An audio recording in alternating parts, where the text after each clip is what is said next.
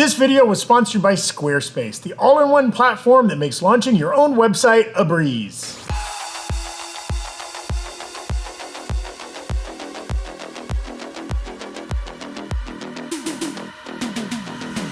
Welcome back to the break room, everybody. Wake up, dead man! Or woman, or non-binary. Get up, wake up! We're talking headlines today. A new trailer for the latest Knives Out trilogy entry. We've got a lot of thoughts there. We're gonna watch that trailer. Also, this is a Q&A episode, so if you're watching live, send in some Qs, okay? This can be about what we're talking about, Peacemaker, we're gonna answer some questions, but also any questions you have going on with this fall. Movies that are coming out, movies that have already been released, TV shows, everything. Have you been to Trader Joe's since they dropped all their pumpkin stuff? Oh yeah, dude, they have black pumpkins at my Trader Joe's. Really? Like, do you know, Like fairy they have a yellow, orange, and black. You can buy black pumpkins. And I was like, too soon. I admit I did get a cinnamon broom. Did you get the cinnamon? I don't know what to do with those. Oh, I love the way it smells. Is it just for the smell? I thought you were supposed to put it in something. No, it's just for the smell, but you can like leave it in the backseat of your car and like. Oh, that's a good idea. Like, that's a good I idea. just use it to sweep up cinnamon. Is that not what a cinnamon broom is? I got cinnamon everywhere and I gotta clean it up.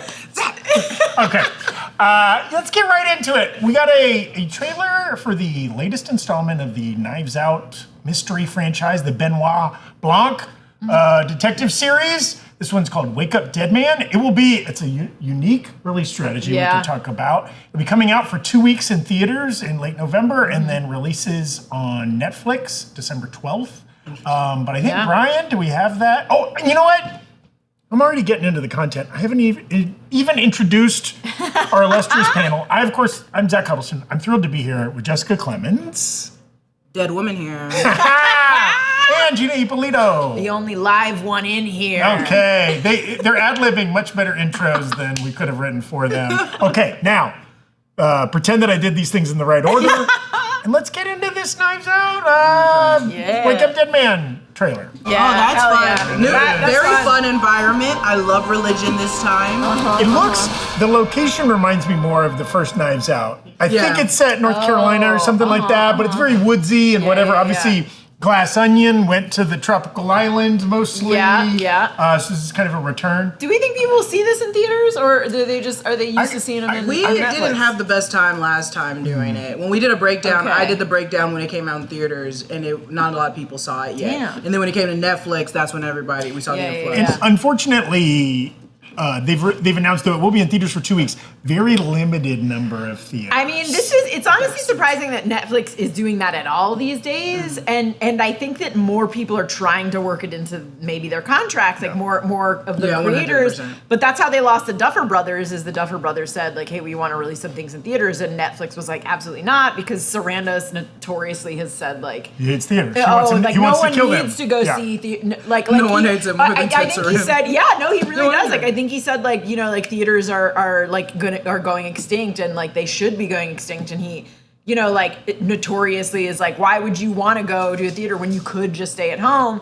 And now I just heard a thing on there was a on the Matt Bellany podcast talking about how Gen Alpha, which is like up until age 13, they like seeing things in theaters. More than other generations. More than other generations. They don't want to watch something on screen, on their TV, and when asked, like, do you want to go to a theater where phones are allowed? They're like, hell no. Yeah, because they can watch everything on their phone. And I wonder if it's because like they constantly have their phones, so the idea of like getting away from it for 2 hours is kind of relaxing. Like we all do, they crave that cultural experience. Yeah. They want to be in a room with a bunch of people gasping or clapping or whatever, right? Like I think they're the ones who went to see the Minecraft movie and were shouting things out. They're the ones who went to K-pop Demon Hunters and were singing along. So I do think that like at post-pandemic, there's less of a sort of like normal, quote unquote, normal community for kids. And they've been on screens, they're on Zoom, they're on the phone, they're on everything. So but the don't idea you of think getting away, it needs to be more targeted to those 13-year-olds versus? You don't think they're going to see Knives Out? No. Yeah. No. When you put Gen Alpha, what's wrong with when you put Glenn Close and Thomas Hayden Church in your movie, you are micro-targeting Gen Alpha. Are you telling me the 10-year-olds didn't love Wings? I can tell you my nephew knows Glenn Close's voice, but not really who she is on screen. But also, I think, because they would try, my nephew would ask for money to go see Minecraft, because all his friends are seeing it. I will say, you would love my nephew because we know what his favorite show is? Seinfeld. Yes, you and him would get along very well. Show. You and him would get along very well. But I think some might have a hard time. They'd be like, this is just a weird mystery. And Glass Onion, similar thing. It was put out for a couple weeks. I remember I got to see it at the theater, loved it. I think that, especially like a kind of surprising mystery. Rian Johnson does a good job in these movies of like some nice laughs. Yeah. Some fun, visual twists that are great in a room full of people, And this is like a throwback to obviously like Agatha Christie Murder, She Wrote type things, but then, like Murder on the Orient Express. No one is really like Clue, the movie Clue. No one really does these except for these movies. I think Rian Johnson just does a good job of it. Or like these are, because I do think these are better than The Orient Express and The Haunting in Venice. Yes. But it's still, because I went and saw The Haunting in Venice in theaters and I was like, this is really fun, but it is so kooky. I don't think it was supposed to be this kooky. No, he gets a great cast every time too. And those are, Kenneth Branagh does all of those, and they're like, there's weirdly so much CGI in those movies, it's distracting. Why? Yes, Why? it's weird. It has to be the location. Because Kenneth Branagh wants everyone's eyebrows to be blonde? Is that what he's CGIing? Well, it's like, I don't know what, it's weird. There is, because isn't he also, enough wine to feel denial. What is that movie? Isn't that also the same movie? Death on the Nile. Yeah. Yes, but like they have it. It's funny. Those are the two big like mystery franchises over the last like 10 years. Knives Out and the Agatha Christie. Those are Hercule Poirot, Kenneth Branagh playing that detective, and they have a similar formula in that it's like, get a whole bunch of actors you recognize, put them in a boat or a hotel or a whatever, except for Kenneth Branagh ones pretty much suck universally. They're just not that great. They're like interesting. It's like a good airplane movie or a movie to watch with your mom or something. They get the cast. They definitely do. Like they had Michelle Yeoh in the last one and the Haunting in Venice one, and they had a bunch of other people, and I was like, it's almost there. I just don't think the script was as like thought out. It was very obvious in that, and in this, it's still always like even in Glass Onion, I was like, well, it's not him because that'd be crazy, and then it was. And the great thing, but they are well written. When you're adapting a 90-year-old Agatha Christie novel too, that's already been adapted 50 times, everybody kind of knows those twists. If you watch that stuff, whereas like these are wholly original stories. I feel like the casting for those feel a little more haphazard. Like Knives Out to me feels like almost like similar to White Lotus, where they're like, okay, we need one person who sort of fills this role in here. We need another person, and then they get the best that they can. Yes. I wouldn't be surprised if they do chemistry tests with some of these people. Yeah. Like, I'm sure Josh O'Connor and Glenn Close had to do, like, a test together. I bet they casted Glenn Close and was like, whoever the boy is next to her has to be perfect for Glenn Close. Yeah. And it's big-eared Josh O'Connor. I also think they tend to be fun roles for actors because most people in these movies are dirtbags. Those are kind of fun roles, right? Like Glass Onion, almost everybody there has some shadiness to them, right? And so it's kind of fun. Show a different side. Like after like Captain America, I remember everyone was like, look at him wearing sweaters and not being a big old muscly guy. Oh, he's kind of a dirtbag. Ooh, I kind of like this. Especially post Marvel, it lets some people like shake it off and be like, hey, but by the way, I can still like really act. Like it's not just things blowing up around me. And this movie, all of the movies have had a couple Marvel actors in it. This one, you get Renner in this is the first role he shot after his accident. Snowplow. Insane. Gina? They call me Stop Mr. Plow? I knew she was going to do this. I knew she was going to bring up Mr. Plow. I feel like I acknowledge so many times when there's Marvel actors in movies, like even in Weapons, I was like, 3 out of the 5? Yeah. Now we're getting to a time when it's too hard to not cast a Marvel actor. Too many Marvel actors. That's true. I was looking at I mean, even you want to go far, like Glenn Close was in Guardians of the Galaxy 1. Thomas Hayden Church was in Spider-Man 3. Adding in like voice actors from like Eyes of Wakanda voice actors and like all the other movies, then it's like literally going to be every black actor that's in Marvel has been in Luke Cage in one way or another. If you go rewatch all of Luke Cage, you would be like, wait, all of these black people have been in the Marvel Cinematic Universe already as different characters. It's insane how much they're making it canon. They're making it canon. Yes. I'm so excited for this film. I think it's also very fall coded. Yeah, it always is. It's like a movie franchise that reminds you of cozy sweaters. Yes. Well, it's always November. November's always that time. Yeah. November's a great time for things like this. Throw in the chat, are you looking for it? Have you been following the Knives Out franchise? They're wildly popular, but is this your speed as a Breakroom viewer? And are you more or less excited based on the trailer for this film than the previous iterations? I will say, I was talking with Gina before, So it's a stellar cast that are all really good actors. I would argue star wattage down a little bit from Glass Onion. Yeah, I could see that, but I also said like maybe they're saving one or two, maybe like in a cameo role that you're not expecting, because this is one of those franchises where it definitely seems like Rian Johnson could, call up pretty much anyone and be like, hey man, do you have one day to shoot like one line on my next movie? And anyone would be like, yeah, I do. Or maybe they're even calling him up and they're like, hey, do you need like a waiter or something like that? Is there more people in this one than there were in Glass Onion? It's a good question. Because Glass Onion is stuck in, because they even they remember that it was during COVID in the movie as well. Yeah. So they were like, only certain people can come here. Right. So it was like strictly only like 8 people. And this looks like it has like 15 people. It does look slightly bigger. True. But to Gina's point too, like Glass Onion also did some sneaky cameos, like Serena Williams just on the flat screen, and like Stephen Sondheim and like Kareem Abdul-Jabbar, and just like 10-second They'll have chunks. that. And you'll see Beyonce in Put this. Kareem Abdul-Jabbar in more stuff. He's a great actor, great at comedy, but also like if anyone saw the original Stand miniseries, he's like the guy that's like ringing the bell and saying like doom is coming. And every time I rewatch it, yes, I rewatch the Stand miniseries quite a lot, I'm like, hey, Kareem Abdul-Jabbar. And I was very sad they didn't put him in the new Stand.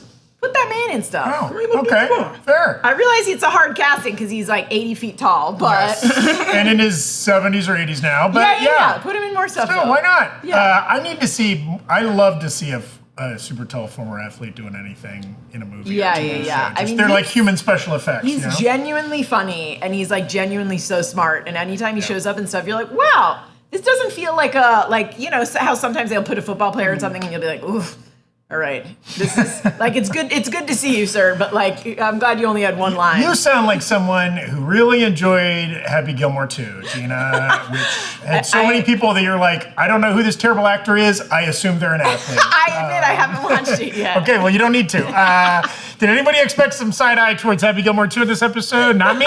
Okay, I've been waiting for it. Oh, Angel or in hell? I'm sorry, I don't know how to pronounce your name there. How it's spelled. Janorio sending in a super chat. Kerry Washington was in Fantastic Four. Yeah, she was. Yeah. Married or girlfriend, fiance, Ben Grimm.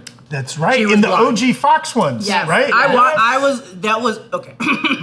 We all have our own. Tim story. And that was what got me into Fantastic Four. Oh, really? It was Kerry Washington. Once you put Kerry Washington in things, I immediately go watch. I'm sorry. I love her so much. She sculpts him. She sculpts his little rock head and then brushes him off with a little dusty And even rock. the deeper cast in this, so Kaylee Spaney, who doesn't have any lines in the trailer, but she was Alien Romulus, was the lead of that and the Priscilla movie that came out maybe 2 years ago. Oh, is she Priscilla? And Jacob Elordi's Priscilla? Yeah. I was wondering why. Okay. Irish actor, English or Irish, Daryl McCormick, who's in Bad Sister, and he's kind of blowing up. He's in like a lot of smaller projects. He's the tall black gentleman in the trailer. With the like he's really blue, good. Well, yeah, the good looking eyes. eye boy. Yeah. There's a couple other people that I was like, oh yeah, they're not as big of names as Jeremy Renner or Kerry Washington, but like the entire cast. And the first one, I was like, oh, this is the boy from. Was he in It or was he? Yes. I kept being like, oh, this is the boy from It. Like, and then I was like, now I recognize him. Yeah. Also, when they're like the younger ones, I'm like, I don't know who you are. Yeah. I just genuinely don't. I'm sorry. It's also going to be interesting to see Kerry Washington like not be the one fixing things. Like she like, better we don't know. not. No, she better not. We don't know. Better not. Because the same thing was happening in Glass Onion with Janelle's character. I was like, girl, don't touch anything. Does that mean I saw this in Hidden Figures? I don't want to see it here. Kerry Washington, the lead, to be the killer? Maybe. Honestly, maybe. And then she turns to the camera and she goes, "What a scandal!" We need, and then I go watch all seasons of Scandal again. We should make bets on who we think it is before we even have an idea. Just off the trailer. I like Gina's Glenn Close. I think I'm going to say Josh O'Connor. I think like the dudes in that trailer outnumbered the women, which makes me think it's going to be a dude. But Glenn Close plays a great psycho. Like she's boiling bunnies and she's stalking Michael Douglas, and my money's on her. Obviously, She's ripping spoilers. dogs' skins off. Yeah. Spoilers, Glass Onion, it ended up being Edward Norton. I mean, in all these movies, there's multiple people doing multiple bad things, but the core killer, Glass Onion, Damn, was Ed man, Norton. you gotta give a bigger spoiler alert than that. Yeah, fuck him. Who was it? Who did it be in It's Chris Knives Out? Evans. Oh, Evans, Remember yes, the- of course. yeah. But a lot of the family was complicit, but like Evans was the one. Remember Yeah, his phone yeah, was yeah. different than everybody else. So I will say, it's probably going to be one of the bigger actors. No offense, Daryl McCormick. I don't think you're going to be the killer. You don't think it's Josh Oh. O'Connor? I think Glenn Close is too big. Glenn Close is too big, but Glenn Close would be. Wait, then is Kerry Washington somewhere right in the middle? No, I feel like she's one of the bigger cast members. Yeah. Also, it's interesting they didn't give her any lines in the trailer, which makes me think like they want to kind of downplay. You know, they don't want you already sniffing that It it's her. could be Andrew Scott. Sure. It could be Andrew Scott's fine ass. Yeah. I do love Andrew Scott in a movie with priests, but he's not the priest. Yeah. Just They like, couldn't do it. They put someone in there as like the opposite of everyone. They're like Kerry Yes. Washington, but she's not solving anyone's problems. Priest, no priest, and then they're gonna be like Still Hawkeye. one. Someone else is really good at Shooting a bow and arrow. Oh yeah, arrows. he can't kill anyone. He's been killing people all day. And okay. One of today's sponsors is Squarespace. Squarespace is an all-in-one tool that gives you everything you need to make a website that looks good and does whatever you need it to do. Whether that's a portfolio or a homepage for your business, or just a site where people can leave reviews of your dog, and only your dog. Squarespace can handle it. If you're selling goods or services, Squarespace can help you untangle digital payment platforms with just a few clicks, making it easy to start receiving payments right away using popular payment methods like Apple Pay, ACH Direct Debit, Klarna, and more. If you're not a graphic designer, don't worry. Squarespace's design intelligence tool makes it so easy to get your website looking just right. It combines 2 decades of industry-leading design expertise with cutting-edge AI technology. Every Squarespace website is optimized to be indexed with meta descriptions, an auto-generated sitemap, and more. So you show up more often to more people in global search engine results. Head to squarespace.com for a free trial, and when you're ready to launch, go to squarespace.com/breakroom to save 10% off your first purchase of a website or domain. Speaking of Marvel Pirate saying on Twitch, now this is adjacent, but we did just talk about Knives Out. Rumors. Chris Evans has bulked up again since his last movie. Yes, I saw Does that that photo. mean we will see him in Doomsday? Yeah, I saw that photo. Did we not already assume we were going to see him in Doomsday? Yeah, well, he has been the biggest name that has not been confirmed. And He Yeah. hasn't confirmed, but the Hollywood Reporter said he's in it. Yeah, I assume he is in it. Everyone also in that photo where he's stepping out and he's obviously jacked as hell again. I think it confirmed, but I've been assuming he would be in it this whole time. Is it just because he got tired of being cucked in The Materialist? He's like, I need to get. I don't think beefier. I don't think they want to go back to that life. I think it's crazy to have to bulk up for such a small role. I feel like this is when I would be like, can you guys just make me a suit? That's, Also, he big? wears a suit that's easily could be padded. I know, When people say but I he's think- bulked up, is he just wearing a beefy? Well, what cap if he suit, comes or- back in No, this no, world no, where in he's the- not Captain America? He's just Yeah. more reason to not be bulked, but he Yeah, could yeah, be yeah. yoked in a white tee. You know what I'm saying? I mean, I think Hugh Jackman ruined it for everyone when he kept getting damn it. jacked again. People were like, this guy's 100 years old and he's getting Well, jacked. and we don't know what else is on Chris Evans' dance card. Maybe he has That's true. another film coming out that he needs to be really I muscular mean, for. listen, if he is bulking up, I hope he said to his agents, line me up 3 movies in a row, and then after that, I'm going to get fat. Do you think it's he saw Dwayne Johnson skinny now? Yeah. I gotta get big. I can get those rock rolls. You know what I mean? There's such a wide berth between jacked Chris Evans and The Rock, Yeah. and it's they're skinny. not in and the it's- same group No, chat. Skinny the Rock is still bigger than Jack Chris Evans. It's an abyss that is filled with 800 pounds of steroids. If there is a group chat, it's not Chris Evans and Kumail are in the same group chat. And They're Kumail's like, man, jacked. I thought I was gonna get 8 movies He in a was row. like, wait, could I be Chris Evans? Kumail, you know why you can't be Chris Evans? I'm so sorry, baby. I love you to death. You are fine as hell. Call me up. But you're allowed to go eat a sandwich now, and Chris Evans isn't, so you're the winner here. What's his name? That plays Reacher. He. Oh yeah.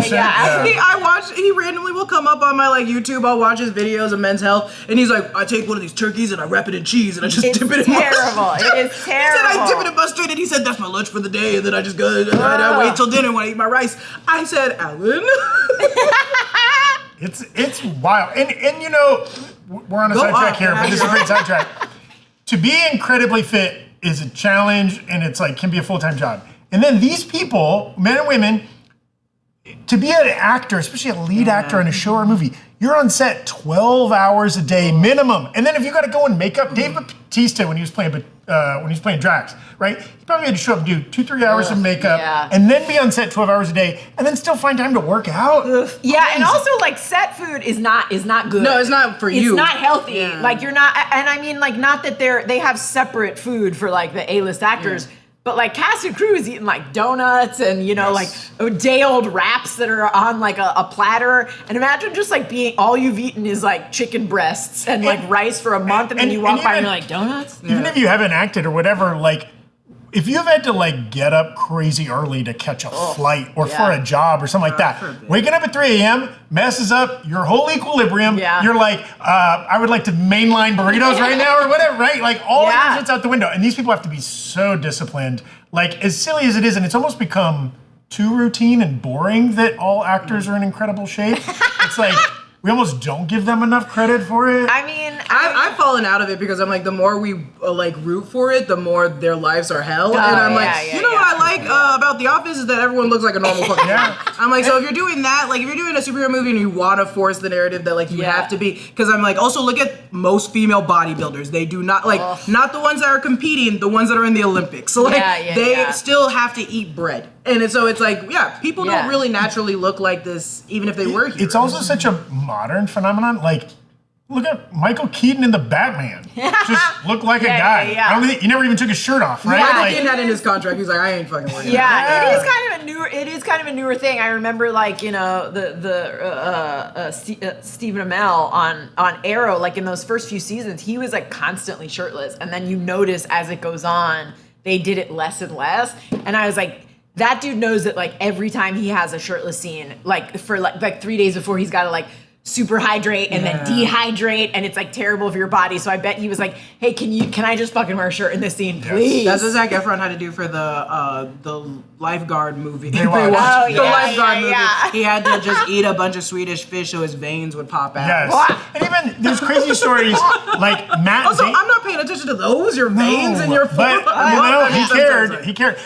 Like famously, Matt Damon, who's also has done like a crazy body transformation for Odyssey. Maybe not a great idea in your 50s, Matt Damon, but like one of his first movie roles was that soldier movie with Meg Ryan, Courage Under Fire or something like that. I know what you're talking about. And he needed to be like, he kind of had a normal build, but he needed to be like kind of emaciated. He crash dieted, lost a ton of weight really fast, and it messed him up for like a decade after. He started getting crazy migraines, and like his body was weird for a long time. It's like, it's not good. We kind of glamorize these stories about like Daniel Day-Lewis or these crazy method actors.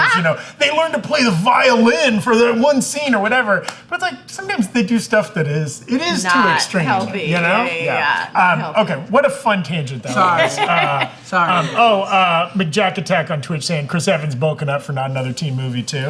He puts the banana in his butt. Oh my god! I would love it if it was a random movie and he's like playing a teacher. Scary Movie 6. If they did not another teen movie too, but all the actors are in their 40s and 50s, that's pretty I would watch it. First off, 2 of them are definitely dead. But out of just age. There was an old lady, remember? There was an old lady that was a student that was like, hey, kids. Yeah, she was supposed to be the Drew Barrymore type character. Oh, was that the joke? Yeah. That was the joke. Was like when Drew Barrymore had never been kissed. Like she's clearly like in her 30s, and teens are like, "Hi, fellow teen." I don't like that anymore. That was the bit. Oh, that's not funny. No, it's a funny bit. She wasn't old. I love it. I mean, we're getting the original Scary Movie cast back together. Why not? We could start doing some of these other parody movies.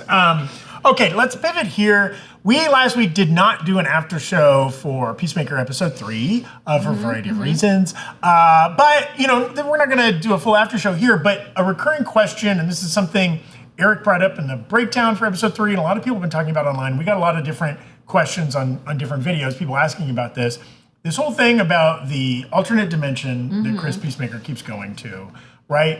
A lot of people have noted there's tiny little clues of some stuff being different about this dimension beyond just like, the woman he loves him back, and Rick Flagg's still alive or whatever. But there's some hints at Yeah. some darker stuff in this dimension. I bet there were a whole bunch of white people watching this episode, and they're like, I don't know why, but this fake city makes Feels me better. feel really safe. I feel like there was white people that watched it and was like, I don't see anything. yeah. Because it was me that was immediately like, wait a minute. Wait a goddamn minute. Yeah, So- if you don't know what we're talking about, In this alternate dimension, there are a lot of, most of the extras are not people of color. all of the And actors. this ties in. We're not bringing this up like because we're woke lefties, although we are. Like we're bringing it up because it's a specific thing. Yes, and in addition to like, yeah, all these background actors appear to be white and or at least not people of color, and you know the prominent people of color in the normal dimension have yet to show up. In this dimension, and of course the people who are alive in this dimension we knew to be racist before they were killed in the other dimension. So there's this speculation. Kind of deeper DC comic lore. There's this place called Earth X that is like an alternate timeline DC where the Nazis won the war, and you know that has played out. High Castle. Man in the High Castle like type thing. Yeah. And so there's some people speculating, and whether it's exactly Earth X or just an alternate dimension where you know either this is a racist nation state of America that doesn't allow in people of color, or they've removed them, or people of color never existed. Either way, like that is kind of at the core of what's weird about this alternate world. And I think it's like especially noticeable because James Gunn is like one of the sort of like white guy directors who's usually pretty aware of like who he's casting, who the background actors are, who the main actors are. So he would never, I feel like, willingly cast 100% white people unless it was leading up to something. And the longer we've spent in this dimension, like all of the terrorists were white. All of the bank or the DMV employees were white. All the cops that show up. The dog was blonde. Yes, I was like, golden retriever. I was like, golden it's a blonde retriever. dog. When I was watching me and my roommate pointed, and at the same time we were like, not even the dog's brown. Yeah. You're not gonna see a black lab in this. They said, get it out of here! Get it out of here! And Get it out of here! Eric pointed out when we go to Argus, again, Argus, which we know in the normal world is like, has a lot of Tim Meadows and Sasha Bordeaux, right? Like and people of color. previously Amanda Waller. Yes, none in the Argus that we see in this world. And there are these tiny little American flags on people's desks. And the flags are half rolled up. So you see stripes, you do not see stars, as if eventually those are going to be unrolled and we're going to see a swastika in that part of the flag or some other kind of symbol that lets us know, oh, this is what this world's all about. Yeah. I mean, I do really think that it's a James Gunn move to be like, hey, this dimension is so great. Everyone seems so loving. His dad is here, but his dad is like a little squishing his earlobe and his brother's here and his brother loves him and his ex-girlfriend seems like she doesn't have any weird like issues like she has. And then just to be like, surprise, it's white supremacists. It does seem like a very James Gunn thing to me. And like do. for that to drive Chris and be a big conflict for him internally, right? Because we saw in those first two episodes, kind of the one good thing he has going for him is his friends, and particularly out of Bio, which is like kind of one of his best friends, right? I think that's why they're like forcing their not forcing. It's like they're authentically becoming better friends than him and like Crazy Man. Vigilante. I almost called him by his actor's name, but no, I think that like they're trying to distract us with Vigilante being like a little bit like, wait, why aren't you calling upon me? Yeah. But instead, it's like, no, they're becoming really close friends, but in this dimension, where the fuck is she? Right. So he'll have to like make a choice where he's like, do I stay in the white supremacist dimension or do I go back to my friends? And that's the thing, the only winning part is literally hardcore, unless hardcore immediately says like an N-word or something, and then you go, oh, maybe I shouldn't be here. Because I think he'll realize his brother being alive. Well, and his brother. I say his brother in hardcore, because I think his dad is like, remember how bad he plagued you, and it doesn't also seem like he's that great in this dimension either. He's not showing up or doing anything. Yeah, it's gonna be really interesting. So we've got 3 episodes, and you know, in all these interviews, James Gunn and the cast have said after episode 5, things get crazy. And there's like it becomes like a different show, and there's a bunch of cameos. There've been some things that have kind of leaked out, or people have like speculated on other DC characters might show up in those last 3 episodes, which I think is really interesting because like, and we've also heard that like, maybe the twist of this dimension won't be revealed until those last 3 episodes. Or after episode 5, it becomes a Knives Out mystery. Hell yeah.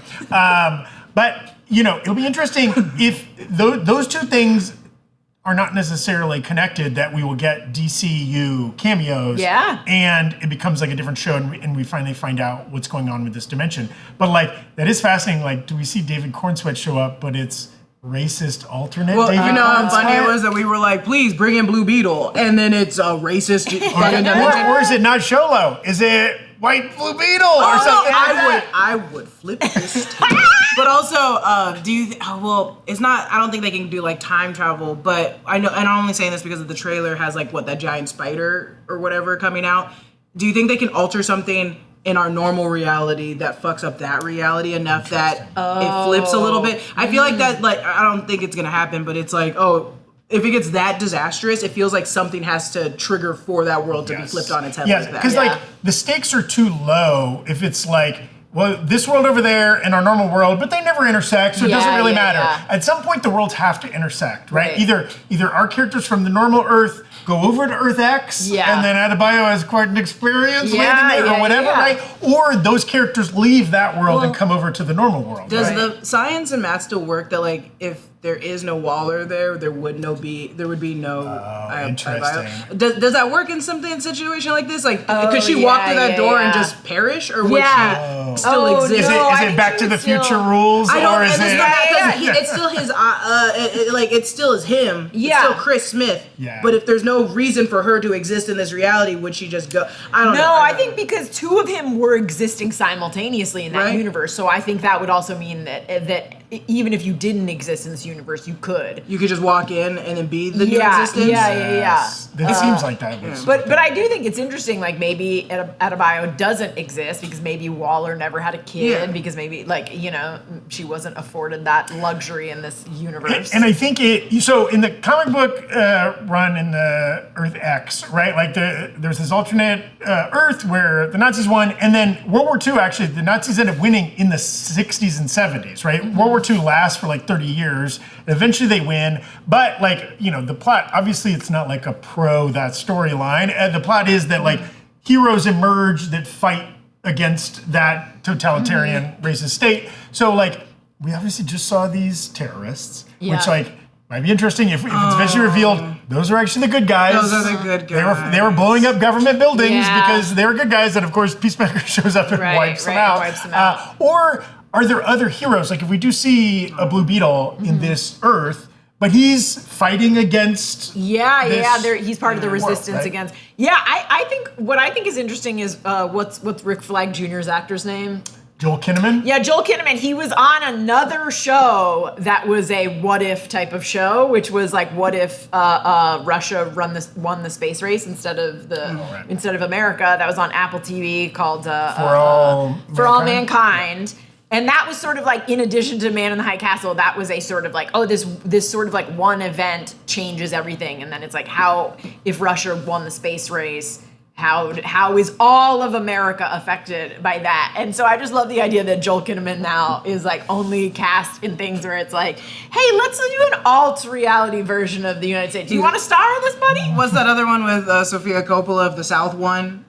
He's just in that too. I don't think it ever came out. No. It was called like Bejeweled or something, but it never came out because it was just like everyone immediately was like, this sounds like a bad idea. Well, the Game of Thrones guys were the Game of Thrones guys were going to do it. Sofia Coppola did make Beguiled. With Nicole Kidman and Kirsten Dunst. It was about a soldier gets lost and gets taken in by a group of women. I'm thinking of a different thing. I must be swapping those two completely. No, but you're right. There was a show where it was like, it's an alt future, but where like slavery is still a thing in the South won, and people were like, I don't think we don't really want. That was the thing about the Man in the High Castle. Unfortunately, in American television, it's not in America. Like and it's in history that we kind of were like, we can do this, but for the South, it was like, right. Just put that off to the back. Not as much fun to cosplay that.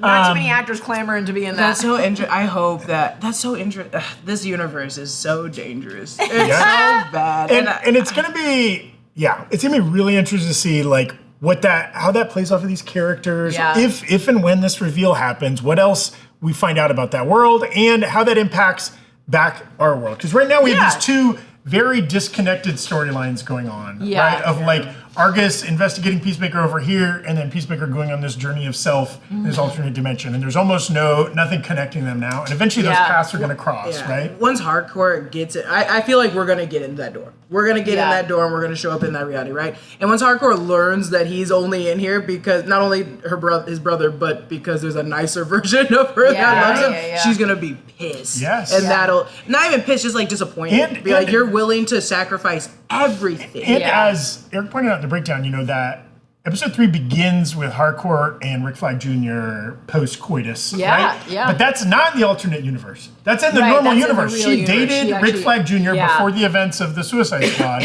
And kind of were hooked up, or what they call each other exes. They call each other exes. But the wild thing that and she knows Peacemaker killed him because she's read that file too. In all of her interactions with Peacemaker, she's never mentioned, hey, I used to date Rick Flag. She doesn't want to talk about it. Yeah, that's how closed off she is. She's like a closed off individual. If she could talk openly about things, she wouldn't be Harcourt. Yeah. But I do think, one of the things that I'm excited about is James Gunn is so good at holding up a mirror to the chuds and the, basement dwellers and the sexists and things like that. He did it in, Creature Commandos where there's, the bros are we're, going in here. And it's oh, yeah, what these dudes are like. And I can't wait. Weren't those called Sons of Liberty too? Yes. Yeah, and I can't wait for him just to be hey, what would an entire dimension of racists be like? Because he knows it. Because he has, the luxury of being a white guy sort of immersed in a nerd world who is also, aware enough to be oh, you guys suck.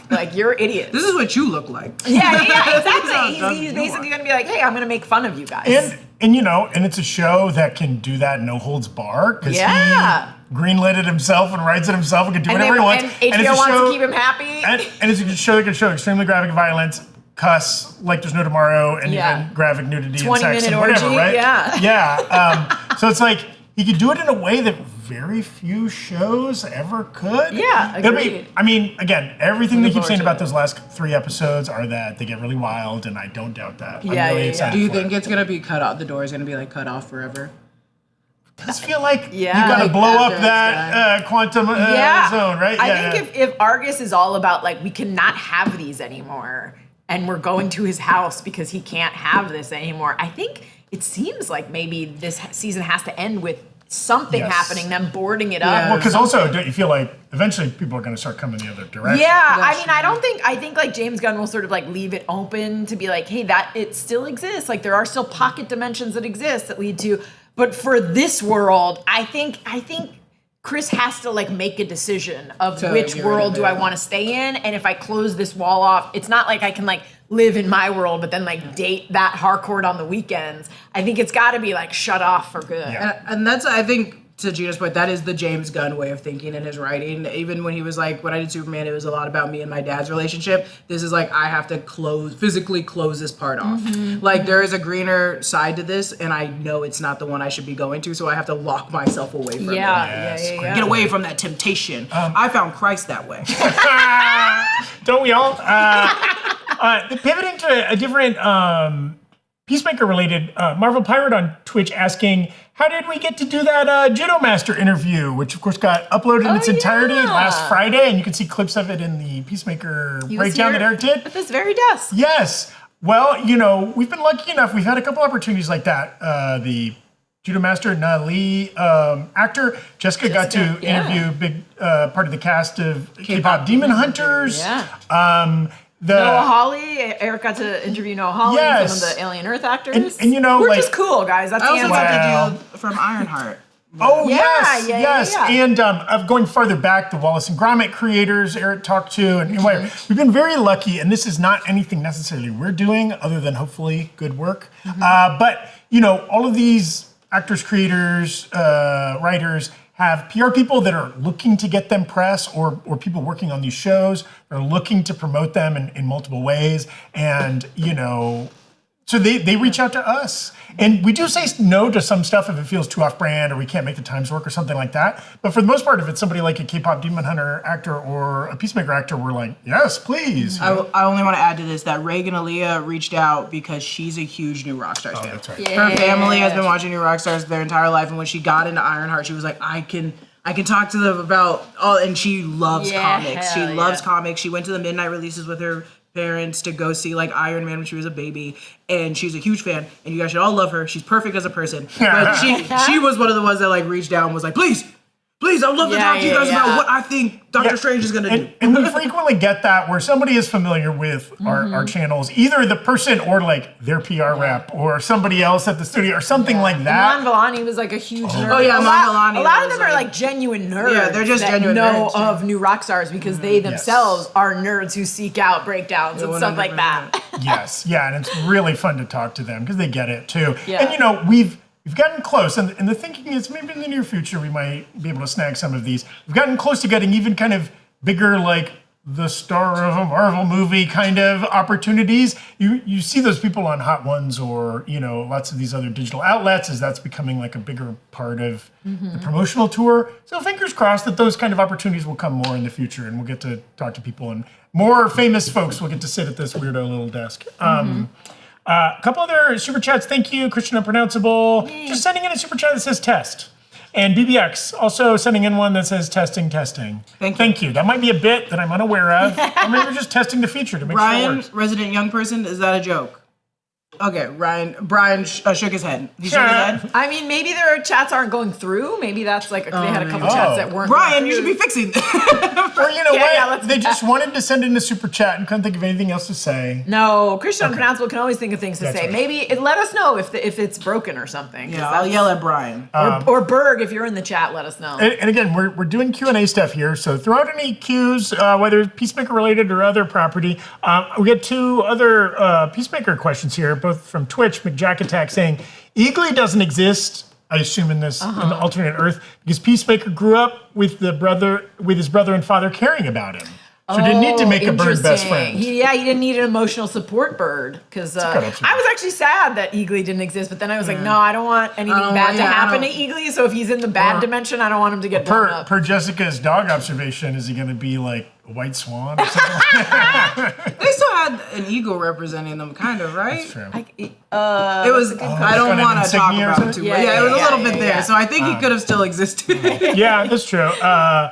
Kessalumen saying, Peacemaker Season 2, did the events of Superman happen in Earth 2? And where is the Justice Gang in Earth 2? So, that's a great question, because we've seen the Justice Gang in the normal Earth, right, in that first episode. We don't know. We don't know if there's any other heroes other than the top trio in this other world. Hawkgirl or Mr. Terrific could be in this other universe. Or if they are there, they're fighting on a different side. That's true. If they are there, I'm hoping there is another faction that's like people that are brown that are helping. Yeah. I also, do you think that the Green Lanterns would be there? Because who are they defending? Question. I mean, it's possible that the Lantern Corps would find them not worthy to send a protector. I agree 100% with that. Do you think there's a world in which the Lantern Corps does not exist? Yeah, I would hope they would send someone. We need help. I also think, again, most of my knowledge is from animated series, but like there's a great episode of like the Justice League animated series where it's like the Justice Lords and they're like the dark version of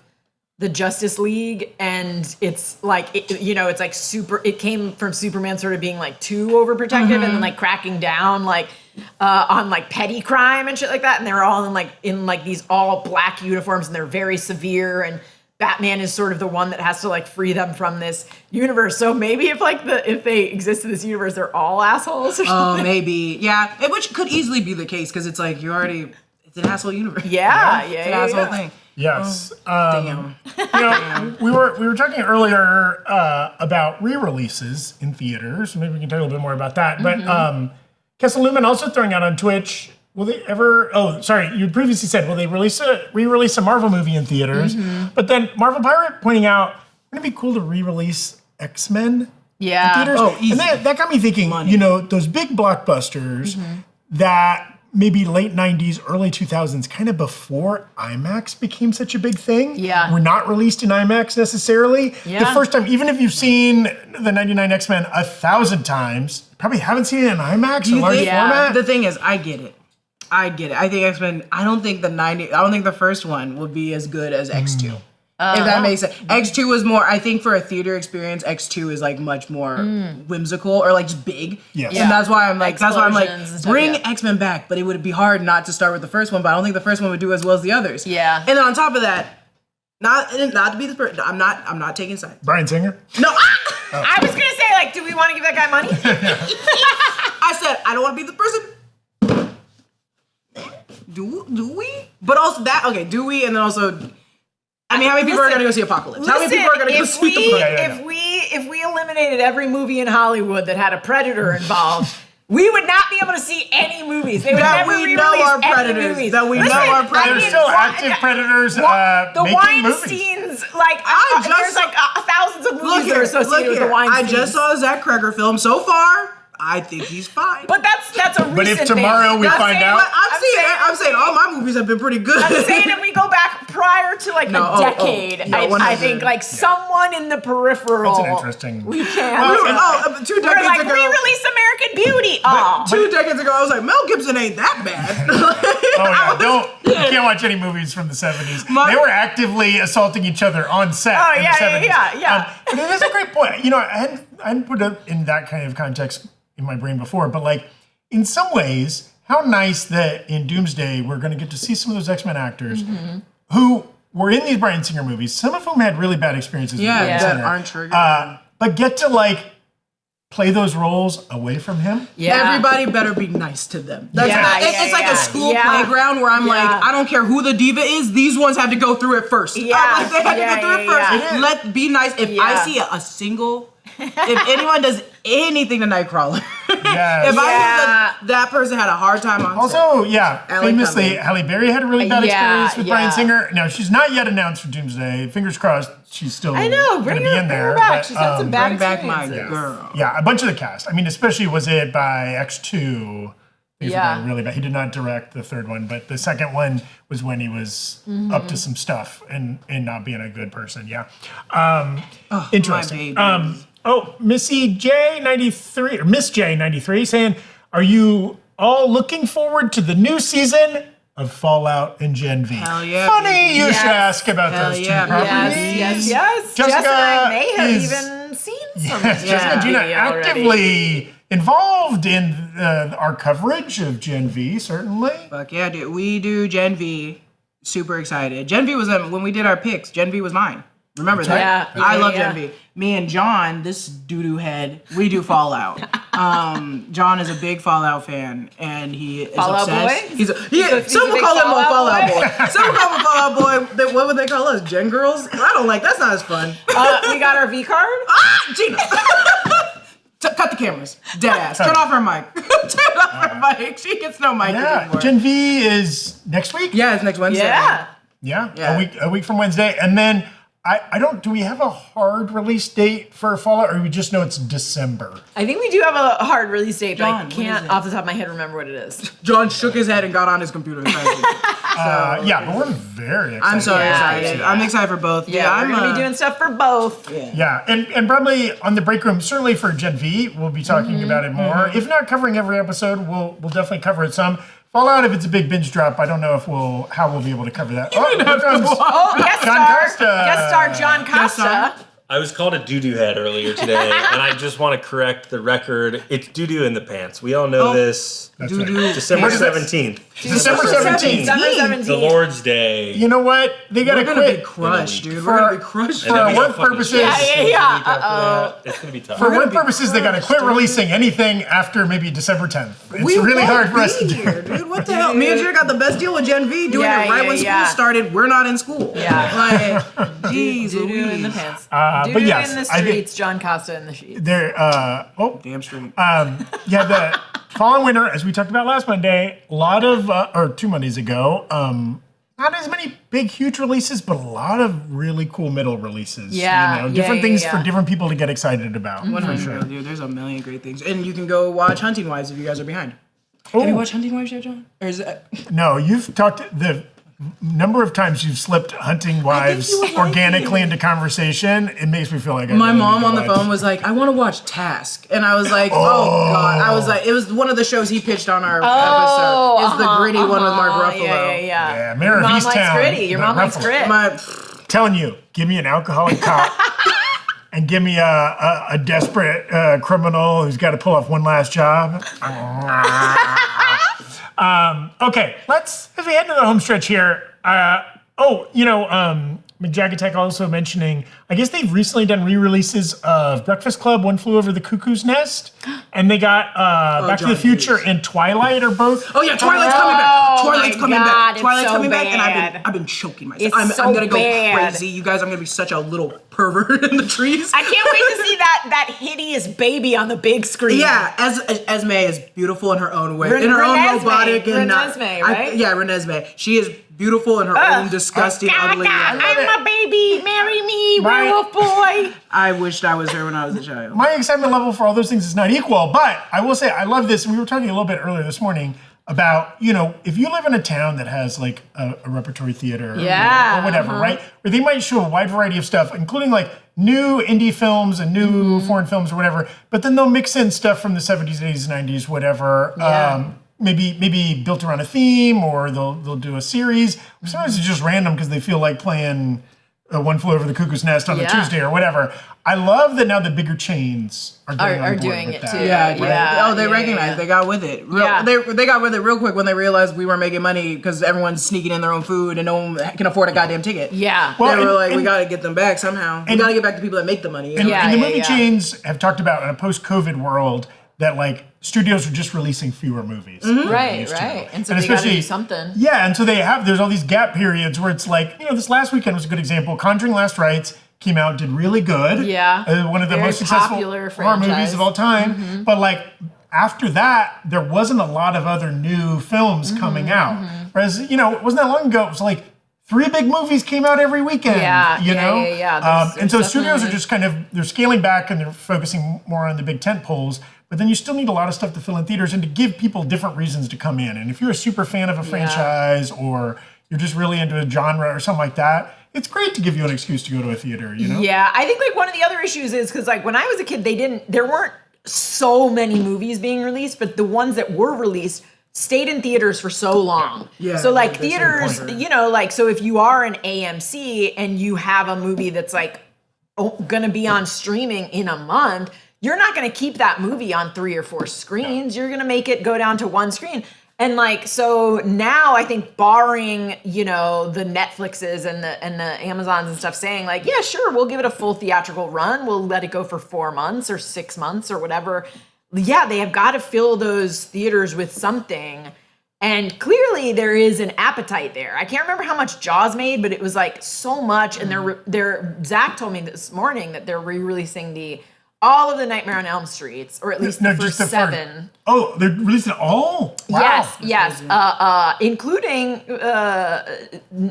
Freddy's Dead, which was the 6th one, which was done the last 10 minutes in 3D. So apparently they are re-releasing it with those last 10 minutes in 3D. Fine.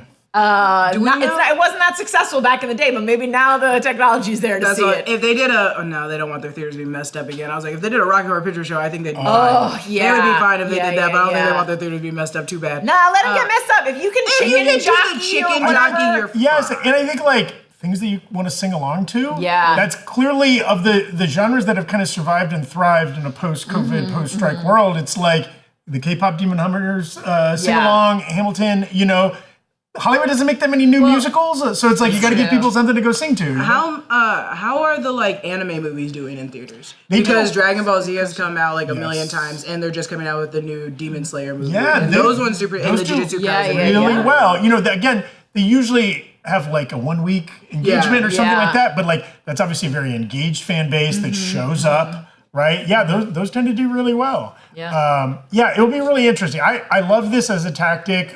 We'll see if they kind of keep it up. It'll be interesting. Like the challenge with that is how do you market all of those different things, right? Yeah. When a big new release comes out, there's a full marketing campaign with billboards and commercials and everything for it. But like obviously they're not buying billboards and commercials for Jaws or Nightmare on Elm Street 1 or what? I think they're buying into social media very well. Yeah. They're doing the tactic. I know that Disney, which don't quote me to this because I don't want to throw Disney's PR under the bus.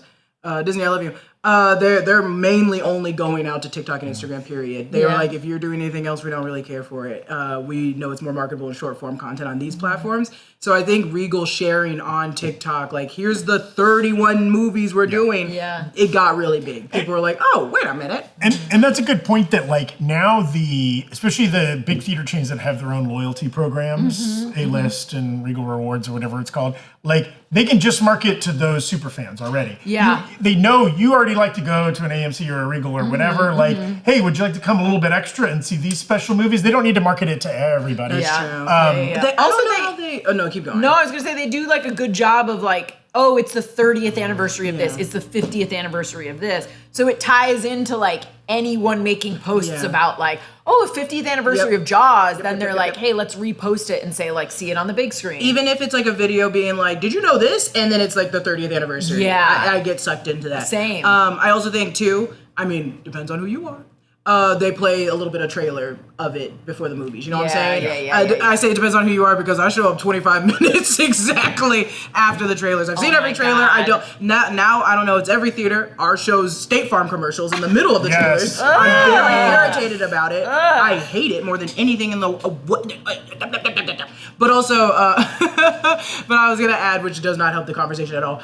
If they made popcorn buckets or merch for the re-releases of something, I don't think a popcorn Did they bucket's do too that much. for but Jaws? I was gonna say, I think they made blankets for Jaws. They did so they something could for do Jaws. something. I think if they Yeah. even make like a cup or Yeah. just like something special, that also entices people. and Yeah, it you're helps. right. point. You're right. Because you know I'm Especially buying those because damn things. and with a lot of those things, like you don't know the next time it will be re-released. Oh, honestly, 100%, and that's where you can keep it as a collectible and resell Yeah, it. exactly, exactly. Like who knows the next time That's a Jaws good will idea. be like people will be like, yeah, hell yeah, go see Jaws And for its also- like 52nd anniversary or something. And it's insane too because it's like it's cheaper for a big movie theater like Cinemark, Regal, and AMC to be doing this than Yeah. a smaller theater that is like, know, hey, which is sad. Like we can't do that. Like I'm sure the it's in oh my god, not the Vista. There's another place that I really like a lot, but Vidiot's. yeah, I'm like yeah, they yeah. can't do that I all the know, time. I And know. then like when they do re-release, like as I went to the Muppets, The Great Caper, I loved Ugh, it, but it was also love like The it was just Great us adults Caper. that really love The Great Yeah, Caper. yeah, of course. And not all the seats were full, but I'm like, but I bet at Cinemark or Regal, it would have sold. Like Yeah. they would have brought kids, like children going for the Muppets Great Caper Yeah. in theater would have been great. Yeah. Yeah. Listen, I saw Pretty Woman outside at Street Food Cinema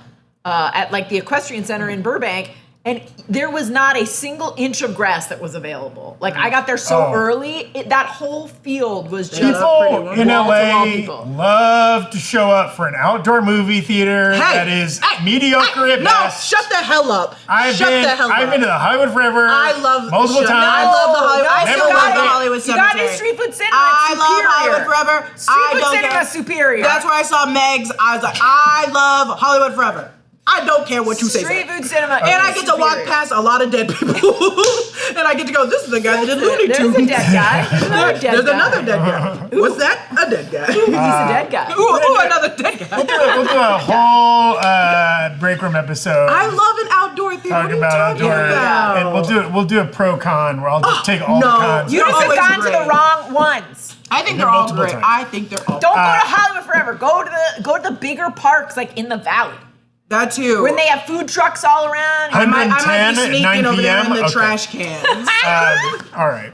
This has been a fun, all over the place episode. Hopefully, what you come to expect from the Breakroom, especially in our kind of off season. So as much stuff to talk about. It's just us going off the rails. Yes, but maybe that's going to heat up soon. We're expecting some trailers, some other news, there'll be more shows. There's lots going on in the future. Thank you so much for watching. Thank you, Jessica and Gina, for being here. Thank you to everybody that's become a member of the Breakroom YouTube channel. Also, I think it might have been pointed out in the chat, and if you got here early for the live stream, you heard this. New Rockstars has a new original song that we collaborated with a studio of musicians that does this for creators. They kind of asked us what we wanted the song to sound like, and then they made it happen. It's streaming on Spotify. You can listen to it for free. There should be a link in this video's description. I have a question. Yes. Can we play? We can play it at any time. We own the rights to it. Yes. Wait, so if Wow. another channel does it though, we can be like, take it down. Yeah. think I have the power coming now. for you. We Yeah. have the power I'm now. gonna DCM somebody else. or Disney, something like that. if Disney uses our song, we can come for Oh, their trailer. Yeah. yes. Let's sue Disney. I'm Yes. suing Disney. I need so- a group of 7 guys, all with a specialty. Check it out. It's a pleasant, fun song. Give it a listen. If you follow us on Spotify too, you'll be alerted if there's any more songs in the future. It's just gonna be me with like an accordion. yeah, it's mostly us banging on cans and Yeah, somebody yeah, has a yeah. recorder. Yeah, but no, it sounds. Berg like, has one of those mouth harps for some reason. Oh, it's him blowing into what, a cat skull or something weird? Berg, I know you're listening, and I know you have a cat skull. Berg and his cat skulls. Oh, that guy and his cat skulls. He has cat skulls in the Catskills. Oh. Okay. Yeah, wasn't worth it. Thank you so much for watching Breakroom today, everybody. We'll be back on Wednesday and Friday of this week, streaming and uploading. So take care of yourselves, everybody. We'll see you next time. Bye. Bye.